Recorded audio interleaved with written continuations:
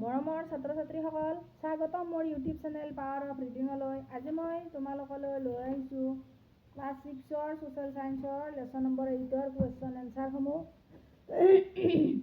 ইয়াৰ question এনচাৰসমূহ মই কিতাপতে দেখুৱাই দিবলৈ চেষ্টা কৰিম, কাৰণ কিতাপত চিন দি ল'লে বা লিখি ল'লে তোমালোকৰ ইয়াৰ লগতে এটাৰ লগতে 2-3টা উত্তৰ চকুত ভাবিব। 1 নম্বৰী অপশ্যনেল MCQ, কাৰণ আজিকালি MCQহে বেছিকৈ আহে।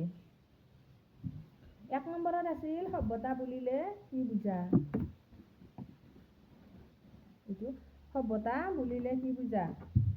মই ইয়াত শৰ্ট কৰি লিখি লৈছোঁ। সভ্যতা বুলিলে মানুহৰ সামাজিক, সাংস্কৃতিক, নৈতিক আৰু বৌদ্ধিক উন্নতিৰ অৱস্থাক বুজায়। আৰু যদি তোমালোকে কিতাপৰ পৰা লিখা, তেতিয়াহ'লে ইয়াৰ পৰা লিখিবা বেছিকৈ বিকাশ লাভ কৰা ঠাইক কেন্দ্ৰ কৰি মানুহৰ চিন্তা চৰ্চা আৰু জীৱন প্ৰণালীয়ে নতুন গতি লাভ কৰে। সেই গতিয়ে তাৰ লগত জড়িত ঠাই আৰু সমাজক তুলনামূলকভাৱে উন্নত ৰূপত সজাই তোলে। এনে উন্নত ৰূপকে আমি সেই ঠাইত গঢ় লোৱা সভ্যতা বুলি কওঁ। নেক্সট প্ৰশ্নটোত আছিল সভ্যতাৰ বৈশিষ্ট্যসমূহ লিখা। মই প্ৰশ্নত দেখুৱাই দিয়া নাই, তোমালোকে চোৱা, তাত বৈশিষ্ট্যবিলাক সুধিছে। তোমালোকে গতিকে লিখিবা বৈশিষ্ট্যসমূহ হ'ল বুলি দি এইবিলাক লিখিবা।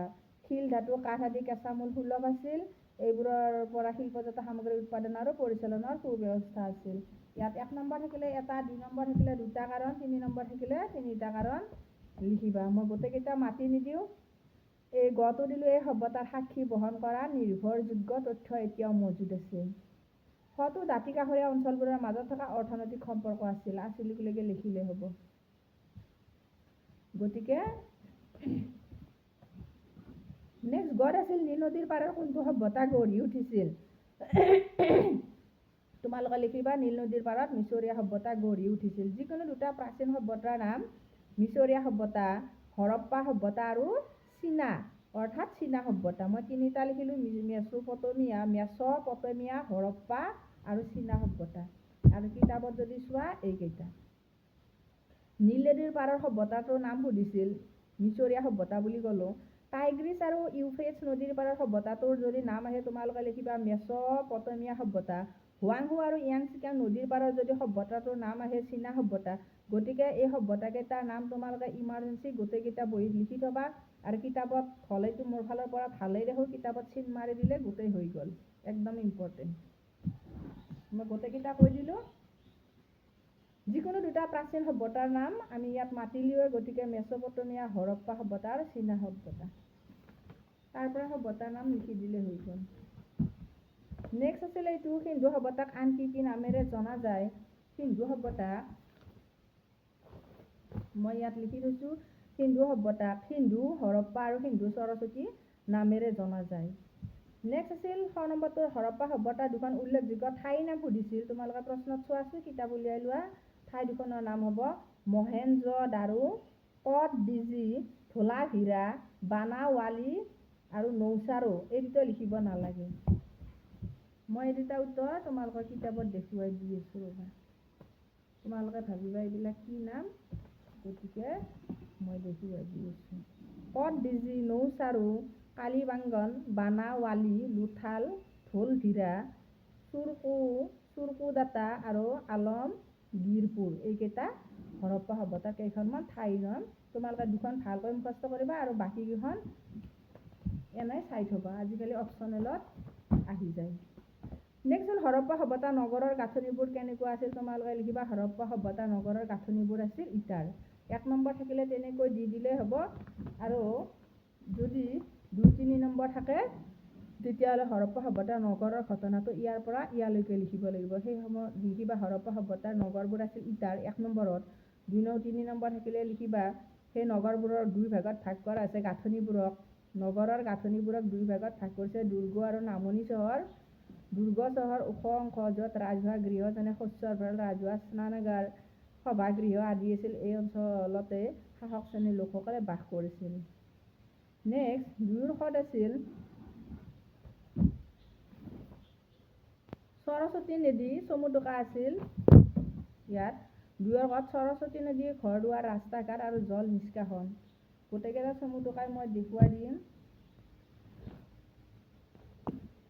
প্ৰথমতে সৰস্বতী নদীৰ বিষয়ে দেখুৱাই দিছোঁ। তোমালোকে ইয়াৰ পৰা লিখিবা সৰস্বতী হৰপ্পা সভ্যতাৰ। প্ৰথমতে লিখিবা হৰপ্পা সভ্যতাৰ নদীসমূহৰ ভিতৰত সৰস্বতী এটা উল্লেখযোগ্য নদী।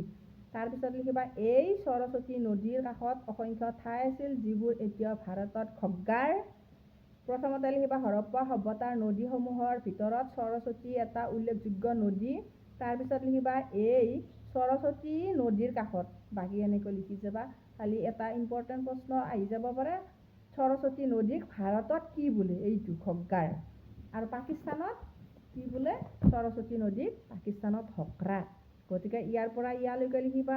মই প্ৰায় শ্বৰ্ট কৰি দেখুৱাই দিছোঁ, আৰু তোমালোকে কিতাপত চিন্তি ল'লে মোৰ ফালৰ পৰা বেছি সুবিধা হয়, কাৰণ এটাৰ লগত 2-3টা উত্তৰ আহি গ'ল। পাকিস্তানত হৰপ্পাক কি বুলি কয়?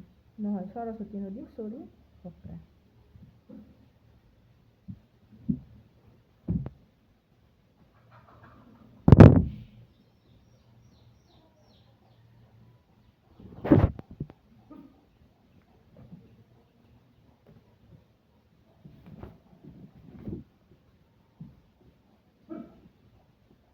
দুইৰ কটো হ'ল 2ৰ খোৱাতে আছিল এইটো জল নিষ্কাশন। 2ৰ খত আছিল ঘৰ দুৱাৰ। মোৰ খেলি মেলি হৈ গ'ল অলপ। এইটো 2ৰ ঘৰ এইটো 2ৰ ঘৰ। তোমালোকে হৰপ্পা সভ্যতাৰ ঘৰবোৰ ঘাইপথৰ দুই কাষে সজা আছিল। ঘাইপথতকৈ কিছু উচ্চতাত ঘৰবোৰ নিৰ্মাণ কৰা আছিল। তাত খটখটিৰ ব্যৱস্থা আছিল। বেছিভাগ মানুহৰ ঘৰবোৰ দুমহলীয়া আছিল। গতিকে ইয়াৰ পৰা ইয়ালৈকে লিখিবা, যিহেতু ঘৰবোৰৰ কথা কৈছে হৰপ্পা সভ্যতাৰ। নেক্সট 2ৰ গ কৈছিল হৰপ্পা সভ্যতাৰ ৰাস্তা ঘাটৰ বিষয়ে। তোমালোকে হৰপ্পা সভ্যতাৰ সময়ৰ ৰাস্তা চহৰবোৰ আছিল। হৰপ্পা সভ্যতাৰ সময়ৰ চহৰবোৰৰ ৰাস্তা ঘাটবোৰ আছিল আহল বহল। সাধাৰণতে ইটো সিটোৰ সমান্তৰাল। মূল ঘাইপথৰ পৰা ওলাই অহা সৰু সৰু আলিবোৰ সমান ব্যৱধানত আন পথত লগ লাগিছিল। গতিকে ইয়াৰ পৰা ইয়ালৈকে লিখিবা ৰাস্তা ঘাট কেনেকুৱা আছিল। 2ৰ ঘত আছিল জল নিষ্কাশন। তোমালোকে লিখিবা হৰপ্পা সভ্যতাৰ প্ৰত্যেক ঘৰৰ ব্যৱহৃত পানী ওলাই গৈ নলাত পৰাৰ ব্যৱস্থা আছিল। আলিপথৰ সমান্তৰালকৈ বা কাষে কাষে পানী যোৱা নলা আছিল, আৰু নলাবোৰ ইটাৰে ঢাকনি থোৱা আছিল। গতিকে ইয়াৰ পৰা বুজিব পাৰি সেই সময়ৰ হৰপ্পা সভ্যতাৰ আছিল। লগে লগে লিখিবা জল নিষ্কাশনৰ কথা আহিলে। ইয়াত কিন্তু আৰু এটা উত্তৰ হ'ব, সেই সময়ৰ মানুহৰ চাফ চিকুণৰ কথা। তেতিয়া ইয়াৰ পৰা ইয়ালৈকে লিখিব লাগিব। ইয়াত 2টা উত্তৰ হ'ব। হৰপ্পা সভ্যতাৰ মানুহে কিয় চাফ চিকুণ আছিল? ইয়াৰ পৰাই বুজা তেওঁলোকে নলা বনাইছিল, নলাৰ ওপৰত আকৌ ইটাৰে ঢাকনি দিছিল। কিমান পৰিষ্কাৰ আছিল, যাতে মহ মাখি নপৰে, আৰু মহ মাখি আহি খোৱা খাদ্যত নপৰে। গতিকে মই এইটো উত্তৰ একেলগে কৈ দিলোঁ তোমালোকক। জল নিষ্কাশন হ'লে ক'ক লাগি লাগিব, আৰু চাফ চিকুণ বুলি ক'লে আৰু 2 লাইন পিছলৈকে লাগিব। মই শ্বৰ্ট কৰি কৈ দিছোঁ।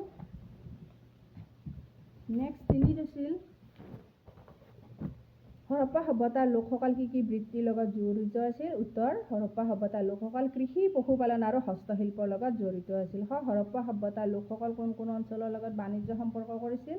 প্ৰথমতে লিখিবা মেছ'পটমিয়া, পাৰস্য আৰু বেবিলিন। প্ৰত্যেকৰে বদচিকেৰে বেবিলিন। ক'ত আছিল বহিৰ্জগতৰ লগত হৰপ্পাবাসীৰ বাণিজ্যিক সম্পৰ্কৰ কি প্ৰমাণ পোৱা গৈছে? তোমালোকে 1 নম্বৰ লিখিবা মেছ'পটেমিয়াৰ সৈতে বাণিজ্যৰ প্ৰমাণ পোৱা গৈছে।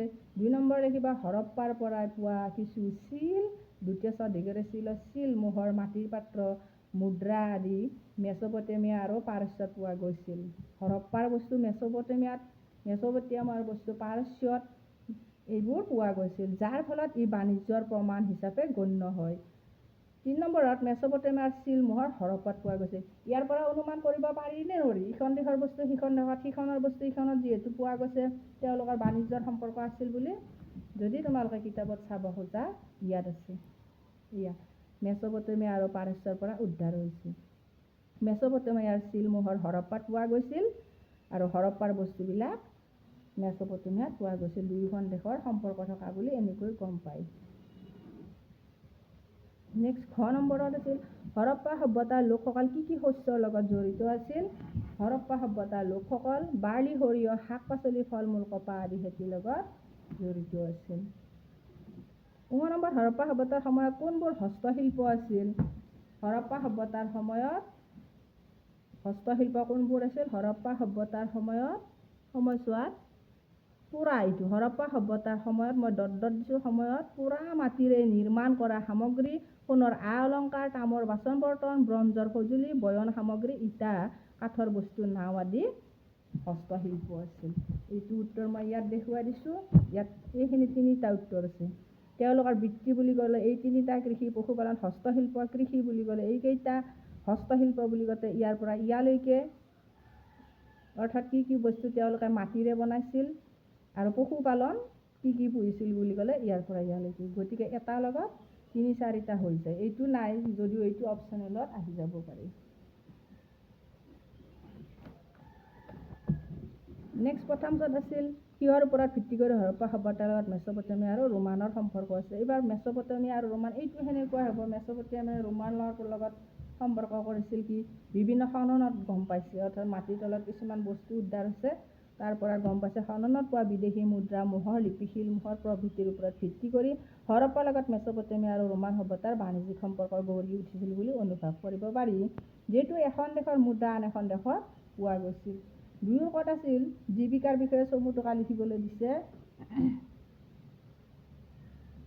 তোমালোকে লিখিবা হৰপ্পা সভ্যতাৰ লোকসকলৰ প্ৰধান বৃত্তি বা জীৱিকা আছিল কৃষি, পশুপালন আৰু হস্তশিল্প। এই মাত্ৰ মই যে তিনিটা দেখুৱাই দিলোঁ, সেই কথা সেই সময়ত উদ্ধাৰ হোৱা খনন কাৰ্যৰ পৰা, অৰ্থাৎ মাটিৰ তলত উদ্ধাৰ হোৱা খননৰ পৰা গম পায় তেওঁলোকে কি পঢ়িছিল, কি খাইছিল, কেনেকৈ জীৱিকা নিৰ্বাহ কৰিছিল। তেওঁলোকৰ কৃষি আছিল ঘেঁহু, বাৰ্লি, সৰিয়হ, কপাহ আদি। পশুপালন আছিল হাতী, উট, ম'হ, গৰু, ভেড়া, ষাঁড় গৰু। হস্তশিল্প আছিল পোৰা মাটিৰে নিৰ্মাণ কৰা সামগ্ৰী, সোণৰ আ-অলংকাৰ, তামৰ বাচন বৰ্তন আৰু ব্ৰঞ্জৰ সঁজুলি।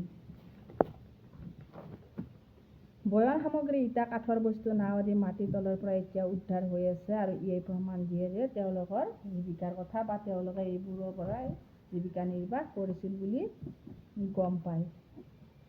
নেক্সট আছিল বাণিজ্য।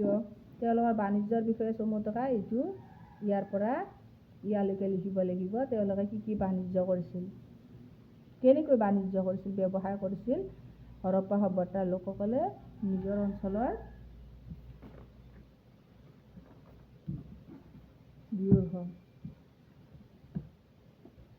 উপৰি সমসাময়িক আন সভ্যতাৰ লোকসকলৰ সৈতে বাণিজ্যিক যোগাযোগ কৰিছিল। হৰপ্পা সভ্যতাৰ চিল মোহৰ মাটিৰ পাত্ৰৰ অংশ বিশেষ মেচ'পটেমিয়া আৰু পাৰস্যৰ পৰা উদ্ধাৰ হৈছে, অৰ্থাৎ মেচ'পটেমিয়াৰ বস্তু হৰপ্পাত, হৰপ্পাৰ বস্তু মেচ'পটেমিয়াত পাইছিল।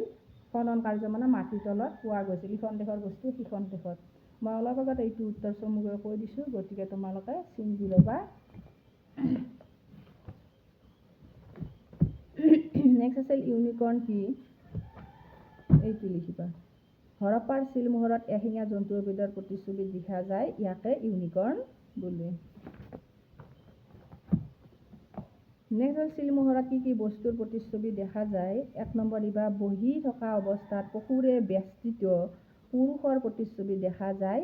ব্ৰেকেটত থবা, ইয়াক পশুপতি শিৱ বোলে। পশুপতি শিৱ কাক বোলে বুলি ক'লে এইখিনি লিখিব লাগিব, আৰু এশিঙীয়া জন্তু এবিধৰ প্ৰতিচ্ছবি পোৱা যায়। মোৰ দুটা অপশ্যন। আৰু যদি কিতাপত চোৱা, সময় যায় অলপ কিতাপত দেখুৱাই দি থাকোঁতে, এইটো বহি থকা অৱস্থাত পশুৰে বেষ্টিত পুৰুষৰ প্ৰতিচ্ছবি, আৰু অপশ্যনটো দিছোঁ এশিঙীয়া জন্তু এবিধৰ প্ৰতিচ্ছবি। কি কি প্ৰতিচ্ছবি আছে তাত সুধিছে। হৰপ্পাকালীন লিপি কি কি সামগ্ৰীত পোৱা যায়। সামগ্ৰীকেইটা হ'ল হৰপ্পাকালীন লিপিৰ এইটো লিপিবোৰ হ'ল মোহৰ, তামৰ ফলি, ব্ৰঞ্জৰ ফলি, শিলৰ টুকুৰা, পোৰা মাটিৰ পাত্ৰৰ টুকুৰা আদিত পোৱা গৈছে। মই স্পীড কৰিছোঁ, যিহেতু কিতাপত দেখুৱাই দিছোঁ। নেক্সট ধৰ্মীয় বিশ্বাস আৰু ভাষা লিপিৰ বিষয়ে চমু টকা সুধিছে। ভাষা লিপি হ'লে তোমালোকে ইয়াৰ পৰা ইয়ালৈকে লিখিবা, আৰু ধৰ্মীয় বিশ্বাস হ'লে ইয়াৰ পৰা ইয়ালৈকে লিখিবা।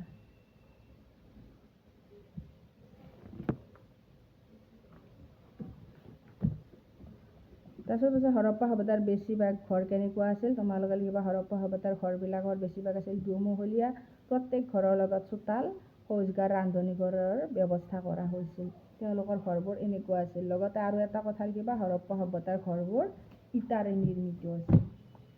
হৰপ্পা সভ্যতাৰ লিপিৰ আখৰবোৰ কেনেকুৱা আছিল। উত্তৰ, লিপিৰ আখৰবোৰ আছিল চিত্ৰলিপি, অৰ্থাৎ ব্ৰেকেট দি লিখিবা ছবিক আখৰ হিচাপে তেওঁলোকে আখৰ জনা আছিল, ছবিৰে কিছুমান আখৰ চিহ্নিত কৰি লৈছিল। হৰপ্পা সভ্যতাৰ মোহৰবোৰত কিহৰ চিত্ৰ খোদিত হৈছে।